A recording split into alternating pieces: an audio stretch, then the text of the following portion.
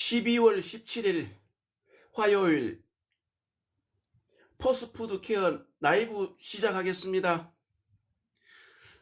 제가 인사 한번 하고요. 손 한번 흔들어 드리고, 우리 참여해 주신 여러분 한 번씩 화면에서 손으로 터치 한 번씩 해 주시고요. 팔로우도 좀 해 주시고, 저희 포스푸드 케어에 관심을 많이 좀 가지고요.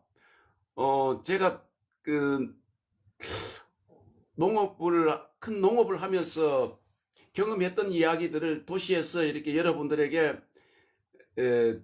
이렇게 경험했던 이야기들을 나누고 있는 포스푸드 케어입니다. 포스푸드 케어는 저희 네이버 스토어 상호 이름입니다. 거기서 네이버 스토어에서는 반려식물, 또 파슬리, 화분, 옥천, 앵두, 스테비아, 오색 고추, 어떤 이런 반려식물들을 화분으로 만들어 가지고 판매 사업을 하고 있고요. 또 프로폴리스를 원료로 한 생활용품들을 또 취급을 하고 있고, 우리 농업에 꼭 필요한 살균, 병을 예방할 수 있는 살균제를 사용할 수 있는 친환경 농업의 그런 제품들과 우리 비료계통, 우리 16가지 원소, 식물에 필요한 16가지 원소를 우리 통틀어 가지고 비료로 이렇게 이야기를 하잖아요. 비료 속에는 여러 세부적으로 보면은 뭐 칼슘도 있고 미네랄도 있고 뭐 아미노산도 있고 토양 염류 제거제도 있고 어떤 그런 제품들이 이제 통틀어 가지고 우리가 이야기를 할 때 비료라고 이렇게 이야기를 합니다. 비료라고 하면은 대부분 우리 사람들은 식물을 키울 수 있는 어떤 그런 복합 비료나 아니면 요소 비료를 이렇게 생각을 하게 되는데, 그것도 비료에 속하지만 우리가 식물을 건강하게 키울 수 있는 모든 제품들을 비료라고 이렇게 이야기를 통틀어 가지고 세부적으로 들어가서는 아까 설명드렸듯이 칼슘, 미네랄 어떤 그렇게 이렇게 분류가 됩니다. 그러면 식물을 제가 화면에 제목에도 보면은 식물을 건강하게 키우기 관리 방법 이렇게 해가지고 이제 제가 매일 방송에서 조금씩 언급을 해드리고 있습니다만, 경험을 했던 이야기들을 토대로 가지고요. 여러분들 어서 오세요. 제가 일일이 인사를 못하고 해도 양해를 해주시고요. 저의 방송을 이렇게 쭉 지켜 보시면서 한 번씩 화면 터치도 해가지고 저희가 힘이 될 수 있는 좋아요 표시도 좀 해주세요. 그래서 도시에서 텃밭 농사이든 실내에서 이런 저와 같은 어떤 이런 화분 농업도 텃밭 농사라고 제가 이렇게 칭을 하고 있는데요. 꼭 토양 밭에서만 농업을 하는 것이 텃밭 농사가 아니죠. 화단에서도 화분을 이용해 가지고 화분에다 흙을 담아 가지고 포대나 뭐 어떤 이런 이용해 가지고 흙을 담아서 채소나 어떤 식물들을 키우면은 그게 텃밭 농사가 되는 것이죠. 그래 꼭 텃밭 농사를 하면은 토양에서만 심어야 된다는 어떤 이런 생각들은 버리시는 게 안 좋겠습니까? 도심 속에서는 얼마든지 화분에서 식물들을 키울 수가 있잖아요. 방에서도 키울 수도 있고, 여름에는 봄부터는 추위가 오는 시기까지 화단을 이용해 가지고 아니면은 밖에 어떤 빈 공간대를 이용해 가지고 이 채소들을 심어 가지고 관리를 할 수가 있잖아요. 제가 지금 방송 라이브를 하고 있는 여기는 아파트 3층인데요. 앞에 보이는 방향은 서쪽 방향이고, 방 2개가 이런 똑같은 구조로 서쪽의 방향에는 통유리로 되어 있어요. 햇볕이 좀 들어오게끔, 빛이 들어오게끔 이런 구조가 되어 있는데, 식물을 좀 키우기에 좀 적합한 장소인데, 해가 하루 종일 어떤 오후 서쪽 방향은 해가 넘어가는 시간에 이제 해가 들어오잖아요. 근데 도심 속에는 대부분 다 앞뒤로 그 건물들이 이렇게 가려져가 있기 때문에 해가 충분하게 이렇게 들어오지를 않습니다. 만약에 건물이 안 가려져 있으면은 동쪽 방향은 오전에 해가 들어올 것이고 서쪽 방향은 오후에 해가 이렇게 들어오게 되어 있고 남쪽은 하루 종일 해가 들어오잖아요. 그래서 도심 속에는 동서남이 어떤 방향이 돼 있다 하더라도 해가 충분하지를 못해서 식물을 실내에서 키우는 데는 좀 애로사항은 많습니다. 그러나 그 해가 좀 충분하지 않아도 어떤 우리 그 식물을 건강하게 키울 수 있는 비료에 속해 있는 광합성 물질이라든지 어떤 이런 걸 이용해 가지고 식물을 그 햇볕이 충분하지 않아도 그 햇볕이 맞은 것처럼 그렇게 관리를 할 수가 있습니다. 이제 그것이 노하우고 경험입니다. 그것이. 그래서 그 큰 농업을 하는 농업인이나 텃밭 농업을 하시는 분들이나 어떤 식물을 키우면은 첫째가 햇볕, 그 다음째 공기 소통, 실내일 경우에 이제 제가 설명을 드리는 겁니다. 공기 소통, 그 다음째 물 관리, 다음에 이제 더 나아가서는 뭐 영양 관리도 있고 여러 가지 쭉 병해충 관리 어떤 이런 것들이 있는데 그거는 그 다음 문제고, 매일 신경을 쓰고 관찰을 해야 될 부분은 햇볕하고 공기 소통, 물 관리, 이 세 가지는 매일 체크가 돼야 되잖아요. 영양 관리는 며칠마다 뭐 일주일 아니면 열흘 어떤 이런 단위로 이렇게 신경을 쓰면 되지만 병해충도 마찬가지고, 물 관리는 매일 어떤 그 신경을 써야 되고 햇볕도 들어오게끔 맞게끔 해줘야 되고 그 공기 소통도 되도록 해줘야만이 식물은 이제 건강하게 키울 수가 있는 겁니다. 그걸 관리를 소홀하면은 뭐 물만 주면은 뭐 영양만 그 공급되고 하면 식물이 자동적으로 큰다는 어떤 이런 거는 잘못된 생각입니다. 물이 많이 필요치 않는 식물은 뭐 며칠마다 물을 공급을 해줘야 될 것이고, 물이 많이 필요로 하는 식물들은 매일 이 식물이 물이 부족되는지 이렇게 체크가 돼야 되는데, 이 실내일 경우는 햇볕이 늘 들어오지 않기 때문에 한번 물을 수분 공급을 하게 되면은 며칠씩 가게 되잖아요.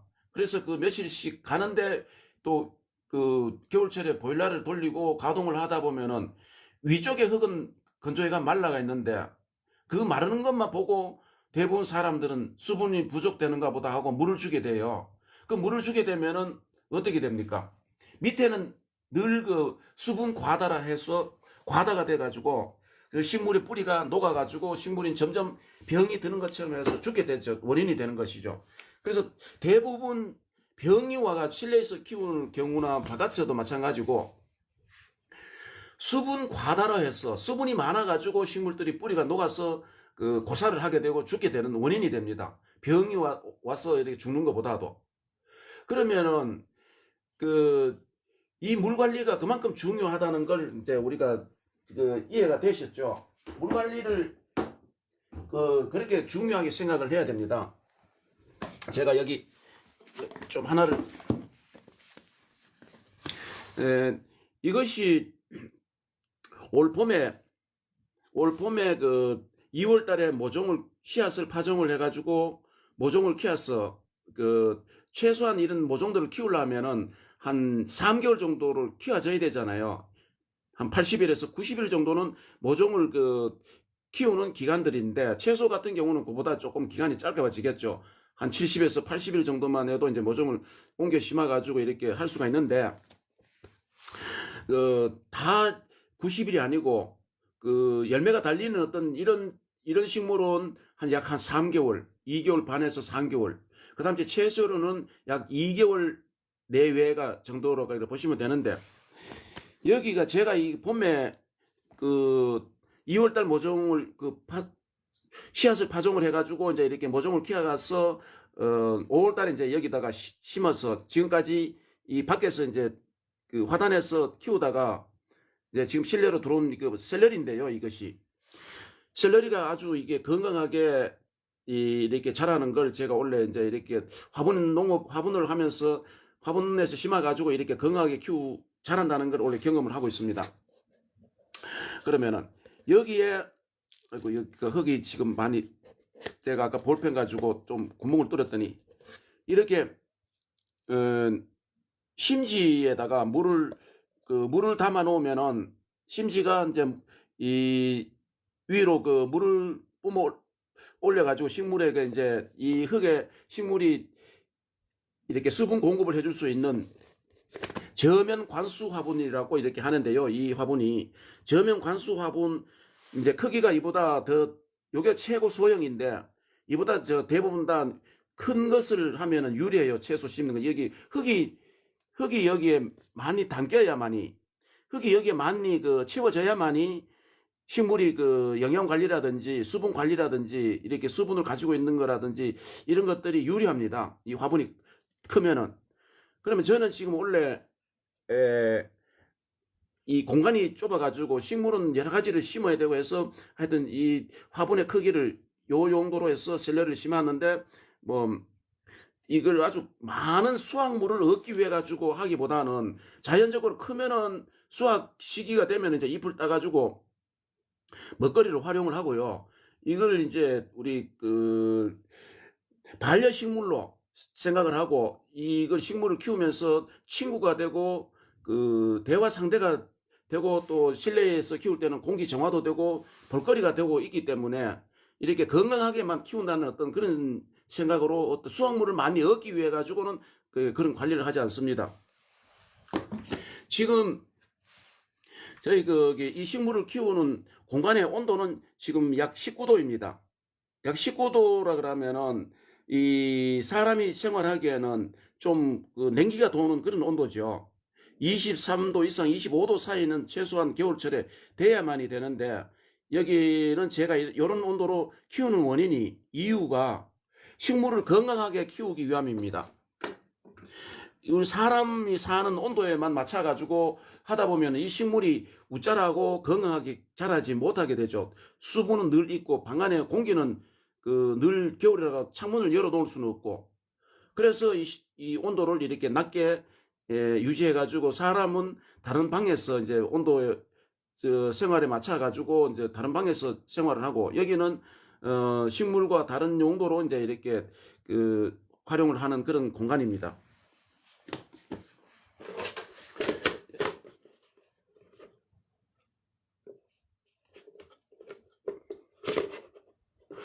여기 보면은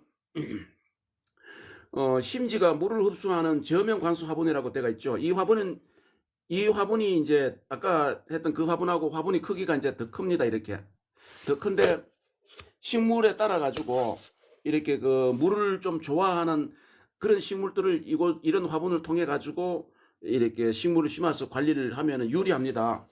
그리고 이제 옆에 보면은 이렇게 그 구멍들이 이렇게 나가지고 식물이 그 뿌리가 이쪽을 통해 가지고 밑에도 그 이렇게 구멍이 있지만은 이렇게 옆에 이렇게 있으면은 식물의 뿌리가 이제 나와 가지고 이 속에서 뱅뱅 돌리면은 식물은 뿌리는 썩게 되거든요. 그러면은 이 옆으로 통해 가지고 뿌리가 나오고 한데, 이제 아까 제가 보여드렸던 거, 그거는 매번 제가 방송을 한다고 뿌리를 계속 들어가지고 했더니 이 뿌리가 원래는 세근이 하얀 색상이 그 나와야 되는데 아까 검은 색상이 나왔잖아요. 그러니까 자꾸 바깥에 노출이 돼가지고, 그래서 그 뿌리가 지금 그 없어져 버렸어요. 뿌리가 없어져 버렸는데, 저 뿌리가 없으면은 식물은 어쨌든 건강하지를 못해요. 그래서 저게 언제까지 생존을 할는지는 모르지만 현재 뿌리가 밖에 많이 나와 있었는데, 아까 그 샐러리가 이 뿌리가 늘 이렇게 여러분들에게 보여드리기 위해 가지고 이 뿌리가 다 이제 이만큼 나왔었는데, 이만큼 뿌리가 나왔었는데 이 뿌리가 다 없이 그 녹아버렸어요. 이렇게 또 뿌리가 있다 해도 시커멓게 거먹은 이렇게 되면은 그 식물은 건강하지를 못해요. 그래서 물도 지금 여기 보면 물이 없잖아요. 물이 이 속에 시커먼 흙물이 떨어져 가지고 이런데, 이거는 뭐 한 번씩 그 재배를 끝나고 수세미로 씻어 버리면 되고, 그래서 제가 그 PT병이나 이런 걸 활용을 하지 않는 이유가, PT병이나 이런 걸 하면은 이런 화분의 비용도 줄이고 이렇게는 합니다만, 그 바깥에서 이렇게 물 색상이 늘 그 지저분한 그 어떤 흙이 떨어지고 하는 그 깨끗하지 않는 그런 흙물을 계속 봐야 되기 때문에 그래서 사람이 힐링이 못 된다는 거, 실내에서 키울 경우에는. 그래서 그 PT병이나 이런 거 육안으로 보이는 어떤 눈으로 보이는 그런 화분은 제가 사용을 하지 않습니다. 그리고 이런 이런 화분을 이용해 가지고 물을 이제 필요로 할 때는 물을 조금씩 밑에서 채워 가지고 이제 물을 부어 주는데요. 물을 부어 주는데 이걸 계속 지속적으로 물을 부어 주는 것이 아니고 건강하게 키우려면은 물이 한번 공급을 했다가 식물이 이제 이렇게 건조를 말려야 됩니다. 좀 흙이 완전히 좀 말라지도록 잎이 사드리하게 이렇게 처질 때까지 이렇게 식물을 좀 예를 먹인다 그럴까요? 그래야만이 이 식물이 건강해집니다. 왜냐하면은 계속 물을 주입하게 때가 있으면 식물이 좀 게을러지고 물을 계속 공급하면 이 색상은 채소 잎이 녹색이 돼가지고 이걸 풀어놓으면 좀 어느 정도 기간 되는데 이게 나중에 가면은 물 과다가 수분 과다가 되면 뿌리가 점점 썩어가지고 이 식물이 건강하지를 못한대요. 그래서 이 잎이 축 처져가지고 나중에 물 공급이 필요로 하다고 할 때면 이 식물이 물을 좀 주세요. 물 좀 놔줘 하고 신호를 보내요. 신호를 보낼 때 그때 이제 조금만 위쪽에 우선 목만 축여주는 어떤 그런 형태의 위쪽에다 물을 조금만 이렇게 주는 겁니다. 조루로, 물조루 조그만, 요즘 요런 데는 물조루 조그만 것들 있잖아요. 그런 조루를 이용해가지고 물을 조금만 이렇게 부어줘요. 위쪽에다가. 이쪽에다 조금만 부어주고 흙도 여기 담는 것을 너무 가득 담으면 물이 넘치게 나겠죠. 흙도 조금 아래로 내려가도록 해가 담고. 그 물만 조금만 당겨주면은 이놈이 목말라 있던 채소들이 물을 조금만 공급을 하면 아주 빵긋하게 웃어요. 우리 사람이 목이 말라가지고 갈증이 나가 있을 때 물을 먹으면은 굉장히 상쾌하잖아요. 기분도 좋고 아주 기분이 좋아지는 것처럼 이 식물들도 똑같은 원리예요. 그래서 목마름을 이렇게 반복적으로 시켜가지고 하다 보면 식물이 물을 주면은 물 주는 그 감사함과 고마움을 알게 돼요, 식물이. 그러면 이 식물이 지가 이제 점점 생존하기 위해 가지고 건강한 이 형태로 바뀌어요, 이게. 그러니까 물을 절대로 많이 지속적으로 공급을 하지 않는다. 물을 많이 먹는 채소든 적게 먹는 채소든. 그래서 실내에서 키울 때는 꼭 이 물의 형태를 보고 이제 하고요. 그러면 위에는 여기에다 이제 지금 제가 물을 줘놨더니 이렇게 색상이 조금 검은 색상이 나는데 이 대부분 다 실내 같으면은 이게 이제 마르면은 좀 희뿌연한 어떤 그런 색상이잖아요. 그러면은 이런 볼펜을 제가 이제 사인펜을 하나 넣었는데 이 뿌리에서 최대한 좀 멀리 가족을 해가지고 이렇게 뚫어가서 이렇게 흙을 약간씩 젖히면은 이쪽 화면에가 잘 안 보이는데 이쪽에서 한번 해보겠습니다. 이쪽에가 좀 보이려나? 이쪽에서 이렇게 뚫어가지고 이렇게 살살 구멍을 좀 넓히고 이게 볼펜을 빼내가지고 저 속을 들여다보면은 이 속에 저 안쪽에 들여다보면은 수분이 많다 적다 말랐다는 것을 눈으로 어느 정도 육안으로 보여가지고 초보자들도 그렇게 관리를 하시면 돼요. 위에 있는 흙만 보고 이렇게 하지 말고 몇 개의 화분을 이런 식으로 구멍을 뚫어가지고 이렇게 확인해 보면 되겠죠. 그래서 물 관리가 그만큼 중요합니다. 대부분 사람들은 아이고 매일 오늘 정도 평상시에 한 이틀 3일 만에 물을 주면 되더라 하고 이렇게 해가지고 밑에도 확인도 안 하고 계속 물을 위쪽에만 부으다 보면 어느 날 이 식물은 병 들어가지고 뿌리가 녹아져가지고 병 드는 것처럼 그렇게 썩어버려요. 그 안에 반려식물들이나 공기정화식물들도 그런 방법으로 키우면은 잘 크던 식물들도 그렇게 병 들어가지고 죽는 것처럼 뿌리가 녹아져 없어지는 거죠. 그래서 물 관리가 그만큼 중요하고 그러면 구멍을 뚫은 또 여기는 한 번씩 또 이렇게 공기가 유입이 안 되도록 흙을 가지고 살짝 덮어보면 좋겠죠. 이 공기가. 그래야 그 다음에 측정하는데 이게 흙의 형태를 잘 볼 수가 있으니까. 그리고 비료나 이 필요한 비료나 어떤 16가지 원소 중에 비료처럼 생겼는 어떤 그런 형태의 분재라든지 어떤 이렇게 되는 것을 물에 타가 주지 않고 또 이렇게 구멍을 뚫어 가지고 여기에다가 이제 투입시켜도 되거든요.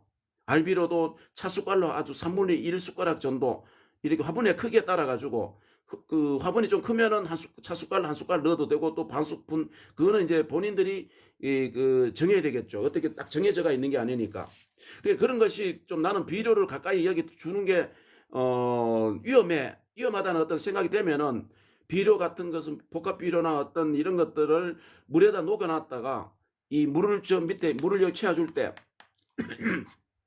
같이 적정 양의 조금씩 그 영양 공급을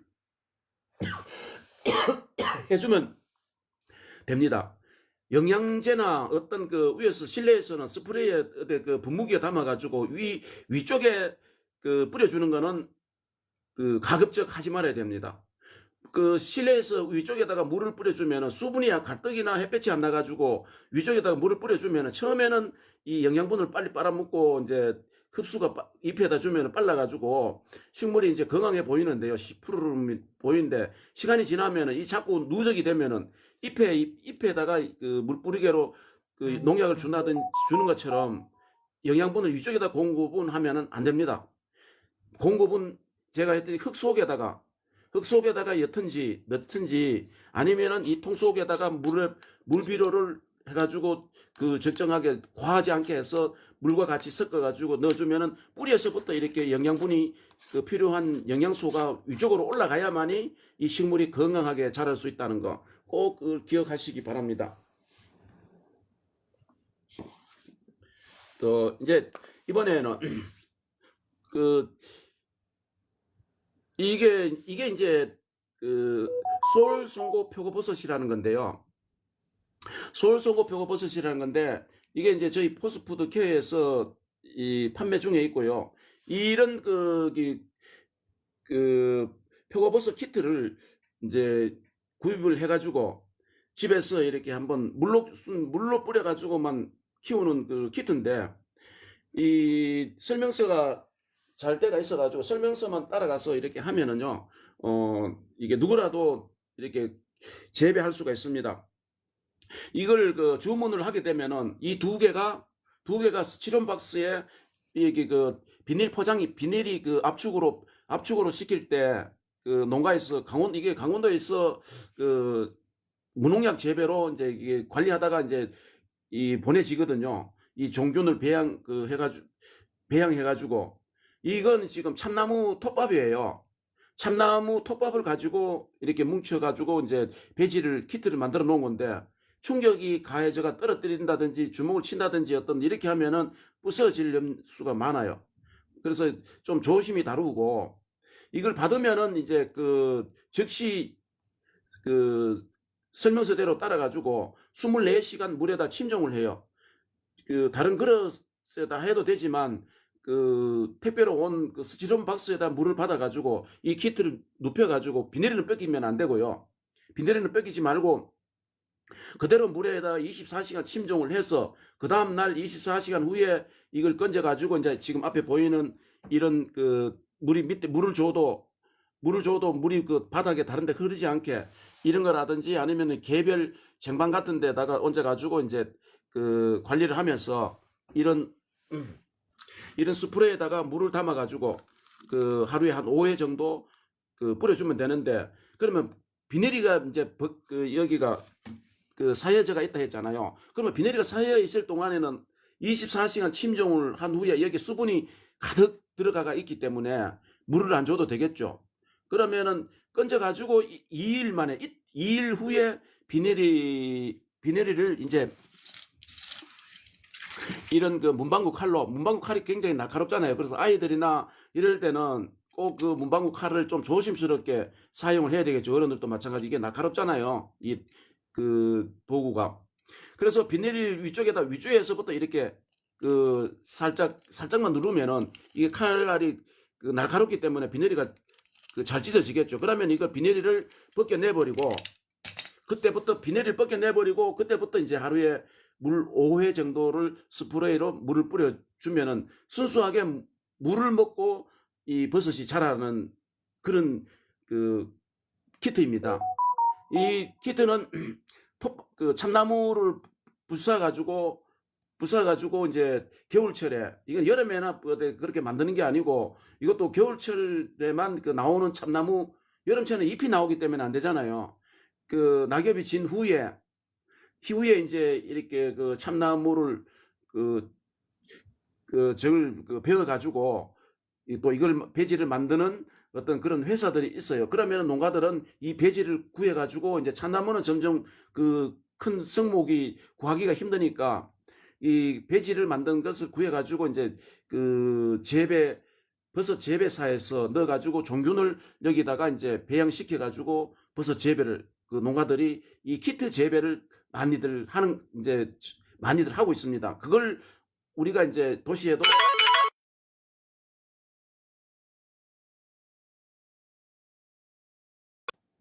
어, 죄송합니다.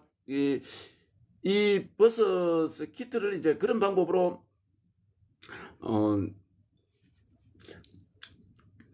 이 농가들이 이제 뭐 GAP 농업이든지 무농약 재배든지 유기농업이든지 이것도 농업이잖아요, 버섯이.